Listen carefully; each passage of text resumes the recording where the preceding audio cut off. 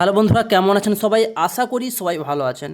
তো বন্ধুরা, আবার একটা নতুন খবরের আপডেট নিয়ে চলে এসেছি, যেখানে পরের মাস থেকে কম বেতন হাতে পাবেন সরকারি কর্মচারীরা।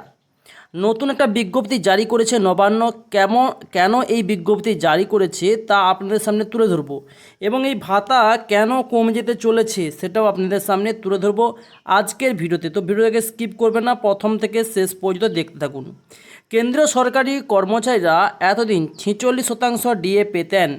লোকসভা ভোটের দিন ঘোষণার আগেই 4% মহার্ঘ ভাতার সিদ্ধান্ত নেয় মোদী সরকার। কিন্তু এবার এলো বেশ খারাপ খবর। নতুন বিজ্ঞপ্তি জারি করে এই বিশেষ সুবিধা কমিয়ে দেওয়া হয়েছে সরকারি কর্মচারীদের। তো কেন এই সুবিধা কমিয়ে দেওয়া হয়েছে তা আজকে ভিডিওতে জানতে পারবেন।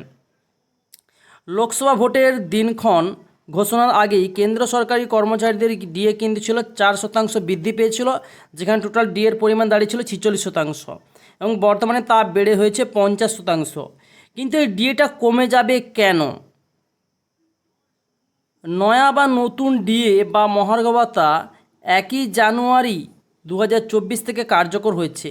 ইতিমধ্যেই মার্চ মাসে বেতনের সঙ্গে বর্ধিত হারে ডিএ পেয়েছেন কেন্দ্রীয় সরকারি কর্মচারীরা। এর মাঝে নতুন করে একটি বিজ্ঞপ্তি জারি করেছে সম্প্রতি department of pension and pensioners welfare, ministry of personal and public grievance and pensions, government of ইন্ডিয়ার তরফে সরকারি কর্মচারীদের জন্য একটা বিজ্ঞপ্তি জারি করা হয়েছে। সেখানে বলা হয়েছে সরকারি কর্মীদের ডিএ মূল বেতনের 50% পর্যন্ত বৃদ্ধি পাওয়ায় রিটায়ারমেন্ট গ্র্যাচুইটি এবং গ্র্যাচুইটির সর্বোচ্চ সীমা 25% পর্যন্ত বৃদ্ধি পেয়েছিল। উল্লেখযোগ্য রয়েছে, সম্প্রতি সরকারি কর্মীদের 6 ধরনের ভাতা বৃদ্ধি করেছে কেন্দ্র। গত 2 এপ্রিল এই মর্মে প্রধানমন্ত্রী মোদীর অধীনে থাকা কেন্দ্রীয় কর্মী এবং প্রশিক্ষণ বিভাগের তরফে অফিসের মেমোরেন্ডাম জারি করে বিভিন্ন ভাতা বাড়ানোর ঘোষণা করা হয়েছে।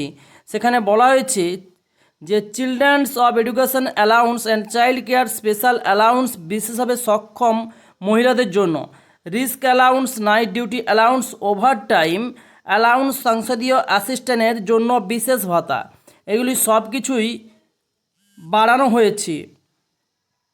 তবে সেই নিয়মে এবার খারাপ খবর। 7 মে বিজ্ঞপ্তি করে জারি করা হয়েছে যে ইপিএফ একটি খবর, আপাতত গ্র্যাচুইটির সীমা বৃদ্ধির যে সিদ্ধান্ত স্থগিত রাখা হচ্ছে, যদিও নির্দেশিকার এর কোনো কারণ উল্লেখ করা হয়নি। এতদিন গ্র্যাচুইটির সর্বোচ্চ সীমা 2 লাখ টাকা, সম্প্রতি সেটা বাড়িয়ে 25 লাখ টাকা করা হয়েছিল।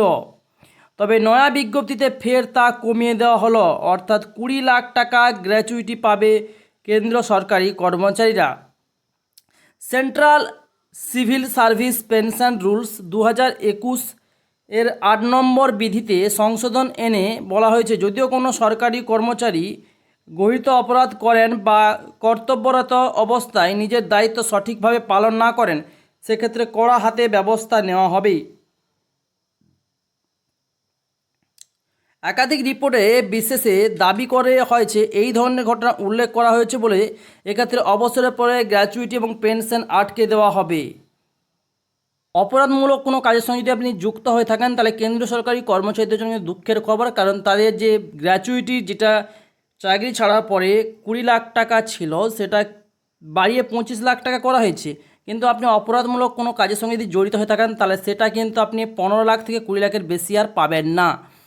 তো আজকের খবরটা কেমন লাগলো সেটা কমেন্টস বক্সে কমেন্টস করে জানাবেন। ভিডিও ভালো লাগলে অবশ্যই লাইক, শেয়ার এবং সাবস্ক্রাইব করতে ভুলবেন না। তো thanks for watching my video.